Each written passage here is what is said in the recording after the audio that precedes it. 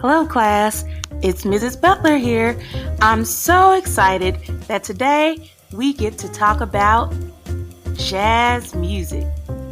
There's something about the beat, I just feel it in my feet. So, what is jazz music? Jazz music is a kind of music in which improvisation is typically an important part. In most jazz performances, players play solos which they make up on the spot, which requires considerable skill. Popular jazz instruments include the piano, the saxophone, the double bass, and the drums.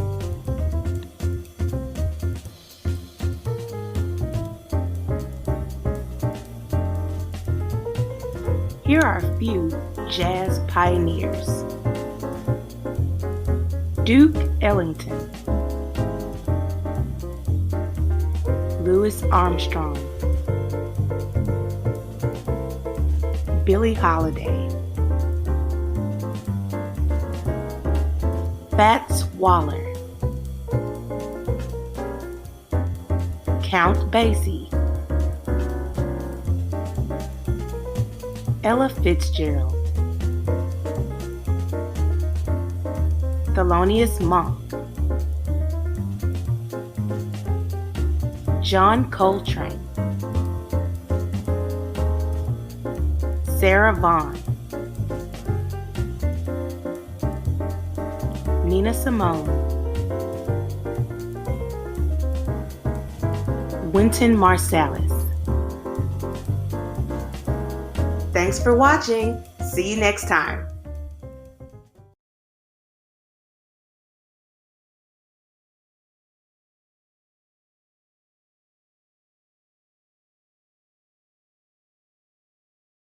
Jazz is a broad and complex genre, so it may be difficult for those who are first getting into jazz to know where to start.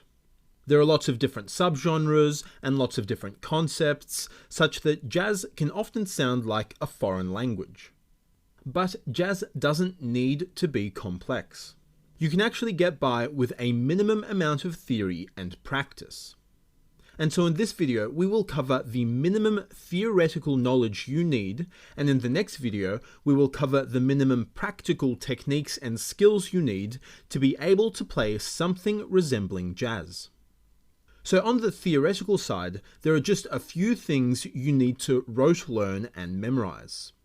These are the intervals of the major scale, all the chords in a major key, and the construction of the most commonly used chord types. Now, while there is some underlying logic to why these things are as they are, you don't need to know it. You literally just need to memorize these three things by heart, and you'll be able to start understanding and playing jazz.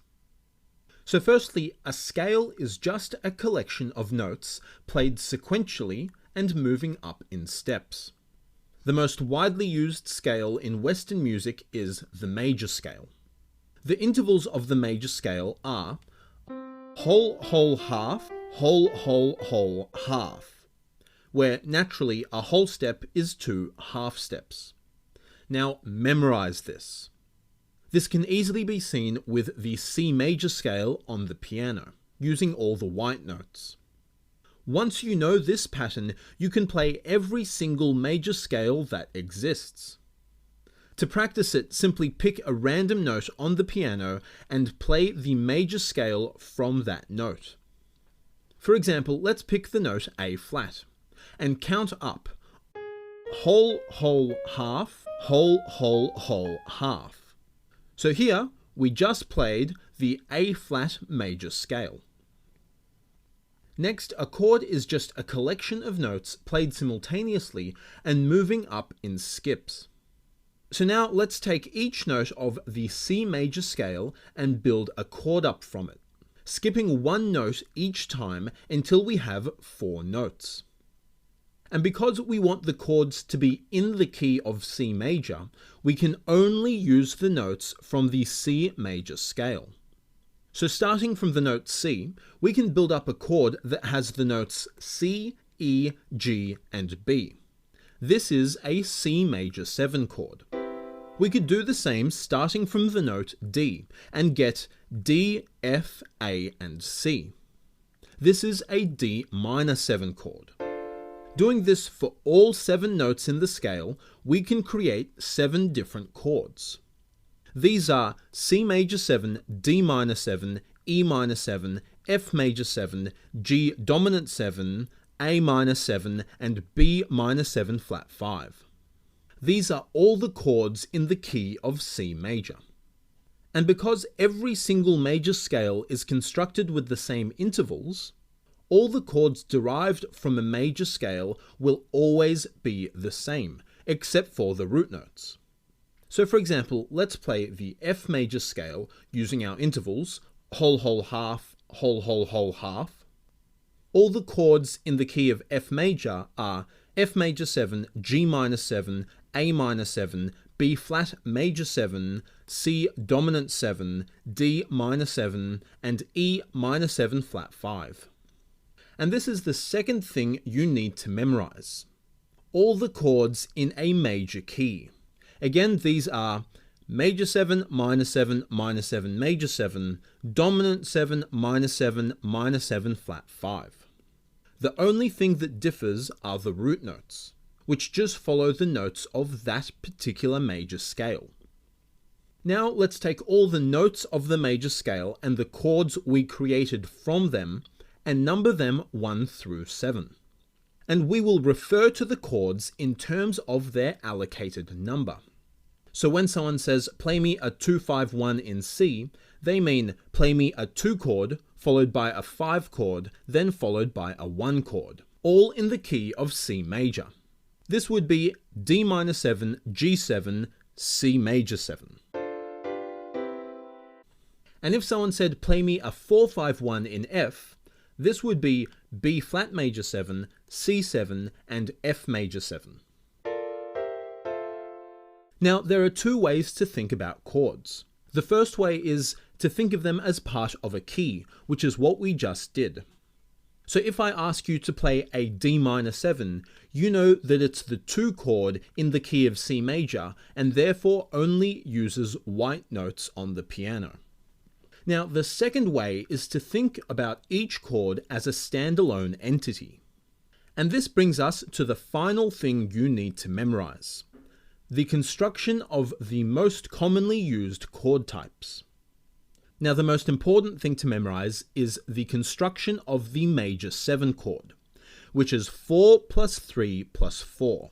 That is 4 half steps plus 3 half steps plus 4 half steps. Knowing this formula means you can play any major 7 chord from any note. For example, let's take the note E flat. Then we go up 4 half steps, then another 3 half steps, and another 4 half steps, and we have the chord E flat major 7. And this is why the first and the fourth chord in a major key are major 7 chords. They are constructed with 4 plus 3 plus 4 half steps. So that would be C major 7 and F major 7 in the key of C. And each of the 4 main chord types have such a formula that you can memorize. But what I find easier is to only memorize the major 7 chord formula, and then change the major 7 chord to get the other chords. Specifically, a dominant 7 chord has a flat 7 compared to a major 7 chord. A minor 7 has a flat 7 and a flat 3 compared to a major 7 chord, and a minor 7 flat 5, as you may expect, has a flat 7, flat 3, and flat 5 compared to the major 7 chord. So instead of memorizing that dominant 7 chord as 4 plus 3 plus 3 half steps, just build a major 7 chord and flatten your 7th. The same goes for the minor 7 and minor 7 flat 5 chords. And again, this is why the 2, 3, and 6 chords in a major key are minor 7 chords, because they are constructed with 3 plus 4 plus 3 half steps. And this is why the 5 chord is a dominant chord, because it's 4 plus 3 plus 3. and the 7 chord is a minor 7 flat 5, because it's 3 plus 3 plus 4. And that's it. If you memorize those 3 things, you'll have the minimum amount of knowledge you need to play jazz. And you don't need to worry about modes or quartal voicings or side slipping or any of the more complex stuff, at least to begin with. Knowing these 3 things, major scale intervals, chords in a major key, and the construction of the main chord types is enough to begin with.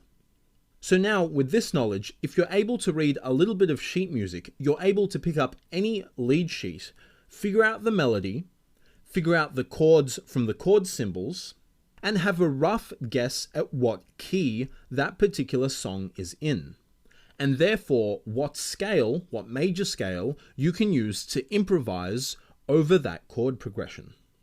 So if you see the chords D minor 7 to G7 to C major 7, you can figure out that those 3 chords are all from the key of C major.